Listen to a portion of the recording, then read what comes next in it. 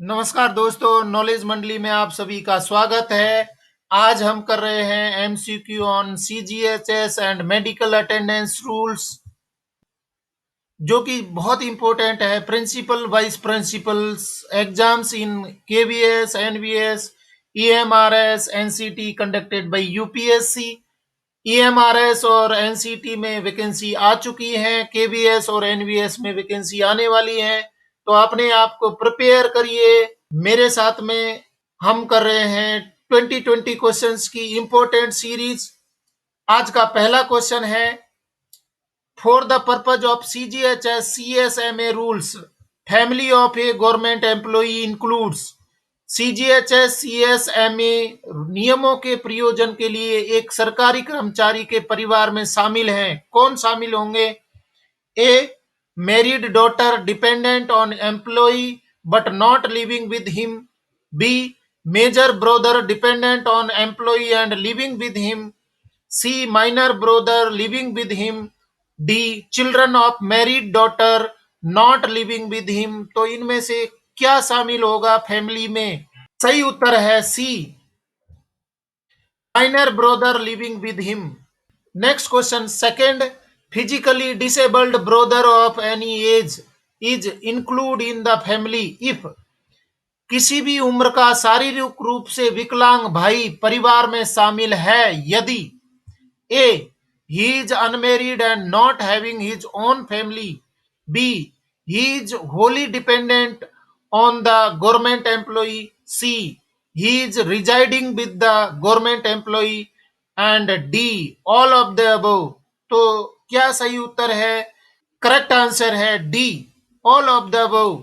अगर physically disabled brother है तो इन सब कंडीशंस में वो फैमिली का मेंबर माना जाएगा। क्वेश्चन नंबर थर्ड, ए फीमेल गवर्नमेंट एम्प्लॉई में include in her family.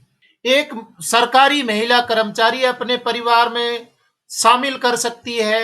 A her parents, B her parents in law, C both A and B, D इधर ए और बी। मतलब फीमेल गवर्नमेंट एम्प्लॉई है वो अपने परिवार में सीजीएचएस या सीएसएमए रूल्स के लिए किसको शामिल कर सकती है? तो इसका सही उत्तर है डी, इधर ए और बी। मतलब या तो वो अपने खुद के पेरेंट्स को शामिल कर सकती है या अपने सास ससुर को शामिल कर सकती है सीजीएचएस सीएसएमए रूल्स के लिए। Question number four, the option of a female government employee to include her parents और her parents in law in her family can be exercised. मतलब एक महिला सरकारी कर्मचारी जो अपने माता पिता को या सास ससुर को शामिल करना चाहती है तो कब कर सकती है? उसका ऑप्शन कब देना होगा उसको? तो सही उत्तर है इसका C, once in the entire service. उसको एक बार ऑप्शन देना होगा कि सीएसएमए रूल या सीजीएचएसएमए रूल के लिए अपने माता पिता को या सास ससुर को रखना चाहती है पूरे सर्विस काल में। एक बार ऑप्शन देना होगा। Question number five, when both husband and wife are central government employee. जब पति और पत्नी दोनों केंद्र सरकार के कर्मचारी हों तो ए either of them may prefer claim for self and family according to the status of the claimant. B the one with higher status may prefer claim for self and family. C both of them may prefer separate claims for self and family. D the person as decided by the employer offices mutually may prefer claim for self and family. तो पति पत्नी दोनों केंद्र सरकार के कर्मचारी हैं, CGHS CSMA rules के लिए ऑप्शन ए, ऑप्शन ए सही है। ईदर ऑफ देम में prefer claim for self and family according to the status of the claimant. वो अपने खुद के लिए और परिवार के लिए उनके स्टेटस के अनुसार ऑप्शन दे सकते हैं। Question number 6. A government employee can avail CGHS facility if he is residing in a CGHS city, whereas a government pensioner residing anywhere may get himself registered with any CGHS dispensary. एक सरकारी कर्मचारी CGHS सुविधा का लाभ उठा सकता है यदि वह सीजीएचएस शहर में रहता है, जबकि कहीं भी रहने वाला सरकारी पेंशन भोगी किसी भी सीजीएचएस डिस्पेंसरी के साथ खुद को पंजीकृत करवा सकता है। क्या ऑप्शन ये सही है या गलत है? Option A true, B false. तो सही उत्तर है इसका A true. Question number 7. If both husband and wife are government employees, parents of both can be included in the family for the purpose of CGHS benefits. यदि पति और पत्नी दोनों सरकारी कर्मचारी हैं, माता पिता दोनों को परिवार में शामिल करने के उद्देश्य से सीजीएचएस का लाभ होगा। क्या कंडीशन है उसके लिए? Option A, if both makes their respective CGHS contribution, B with the approval of their head of office, C with the approval of the medical officers in charge of CGHS dispensary, D none of the above. तो इसका सही उत्तर है A, if both make their respective CGHS contribution. दोनों ही सरकारी कर्मचारी अगर सीजीएचएस कंट्रीब्यूट कर रहे हैं, सीजीएचएस में कंट्रीब्यूशन दे रहे हैं, तो दोनों ही अपने माता पिता को फैमिली में शामिल कर सकते हैं। Question number 8. In case of employees transfer, his family staying at the old station can continue to avail the CGHS facility. कर्मचारी के स्थानांतरण के मामले में पुराने स्टेशन पर रहने वाला उसका परिवार सीजीएचएस सुविधा का लाभ लेना जारी रख सकता है या नहीं? कौन सी कंडीशन में रखेगा? A, if the employee is transferred to another CGHS area, B, if the employee goes to serve abroad, C, for a maximum period of 6 months, if the employee is transferred to a non-CGHS area, और D, all of the above। तो इसका सही उत्तर है D, सभी conditions में अगर कर्मचारी का ट्रांसफर हो जाता है तो फैमिली पुराने स्टेशन पर सीजीएचएस का बेनिफिट ले सकती है। Question number 9. A CGHS beneficiary can avail treatment in any other CGHS city also, provided that. एक सीजीएचएस लाभार्थी किसी अन्य सीजीएचएस शहर में भी इसका लाभ उठा सकता है, बशर्ते A, if the treatment for the particular disease is available in the same city, no TADA shall be allowed. B, the reimbursement shall be allowed at the prescribed rate for the CGHS city where registered, or the actual expense incurred, whichever is less. C, if the treatment for the particular disease is not available in the same city, TADA shall be allowed as per entitlement, और D all of the above. तो इसका सही उत्तर है D, all of the above. Question number 10. Under CGHS ward, entitlement for indoor treatment in a recognized private hospital is determined on the basis of। CGHS के तहत किसी मान्यता प्राप्त निजी अस्पताल में इंडोर उपचार वार्ड पात्रता का निर्धारण निम्न के आधार पर किया जाता है। ए, बेसिक पे इन पे level, B grade pay, C both A and B, और D none of the above. तो सही उत्तर है इसका ए, बेसिक पे इन पे level. In case CGHS beneficiary is going abroad, he may be issued medicines for a period up to। यदि CGHS लाभार्थी विदेश जा रहा है तो उसे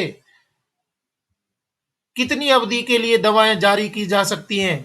ए 1 month, बी 2 months, सी 3 months, डी 6 months। इसका सही उत्तर है डी 6 months। 6 महीने की दवाइयां हैं उसको इश्यू की जा सकती हैं। Question number 12. CGHS contribution is payable according to. सीजीएचएस योगदान के अनुसार देय है, किसके अनुसार? A, the post of the employee, B the age of the employee, C the basic pay of the employee, और D the number of dependents in the family of the employee, किस आधार पर कंट्रीब्यूशन उसको देना होगा। C the basic pay of the employee. Question number 13, if husband and wife both are government employee, the CGHS contribution shall be normally। अगर पति और पत्नी दोनों सरकारी कर्मचारी हैं, सीजीएचएस अंशदान सामान्य रूप से देय होगा। A paid by the one whose pay level is higher, B paid by the one whose pay level is lower, C shared equally between them, D none of the above. So correct answer is A paid by the one whose pay level is higher. Question number 14, pensioner beneficiaries can avail CGHS facility for life time, मतलब pension भोगी लाभार्थी जीवन भर CGHS सुविधा का लाभ उठा सकते हैं। कौन सी कंडीशन में? A by paying 10 years contribution in one lump sum at the time of retirement, B paying lump sum contribution for the remaining period out of 10 years where contribution for certain period has already been paid, C when he has paid yearly contribution for 10 years, D all of the above। So what will be the correct answer? D all of the above। सभी conditions में वो life time facility ले सकता है अगर 10 साल के contribution को एक साथ में लमसम पे करता है तो। Question number 15, following persons residing in areas not covered by CGHS are granted fix medical allowance, CGHS के दायरे में नहीं आने वाले क्षेत्रों में रहने वाले निम्नलिखित व्यक्तियों को निश्चित चिकित्सा भत्ता दिया जाता है। A pensioners, B family pensioners, C pensioners under national pension system, D all of the above. तो इसका सही उत्तर है डी सभी को मिलेगा। फिक्स निश्चित चिकित्सा भत्ता है, इन सभी को मिलेगा। Question number 16, fixed medical allowance is granted at the rate of, नियत चिकित्सा भत्ता किस दर से दिया जाता है? ₹300 पर मंथ, ₹500 पर month, ₹1000 per month, D none of the above. तो इसका सही उत्तर है C ₹1000 per month. Question number 17, an employee whose spouse is employed in an organization providing medical facilities to its employees and their family may opt out of CGHS, the option can be exercised। मतलब कोई कर्मचारी है और उसकी spouse है, वो दूसरे organisation में सर्विस करते हैं जहां पर की मेडिकल फैसिलिटी ऑलरेडी अवेलेबल है, तो पहला कर्मचारी है वो सीजीएचएस से आउट होने का ऑप्शन अपनी सर्विस में कितनी बार दे सकता है? Option A only once in the entire service, B only twice in the entire service, C only thrice in the entire service, D any number of times. तो इसका सही उत्तर है B only twice in the entire service. Question number 18, in absence of package rates the entitlement for room rent in a private ward of a private hospital empanelled under CGHS is, package दरों के अभाव में CGHS के तहत सूचीबद्ध निजी अस्पताल के निजी वार्ड में कमरे के किराए की पात्रता कितनी है? ए 1000 per day, B 2000 per day, C 3000 per day, D 5000 per day. So correct answer is 3000 per day. Question number 19, central services medical attendance rules apply to, केंद्रीय सेवा चिकित्सा उपस्थिति नियम लागू होते हैं किस पर? A government servant on leave और deputation abroad, B retired government officials, C railway employees on deputation to an office under central government, D defence services personnel. सही उत्तर है C railway employee on deputation to an office under central government. Question number 20, central service medical attendance rules do not apply to, केंद्रीय सेवा चिकित्सा उपस्थिति नियम लागू नहीं होते किस पर? A central government employees on leave preparatory to retirement और on terminal leave, B government servants covered under CGHS, C. Government pensioners re-employed under central government. और D.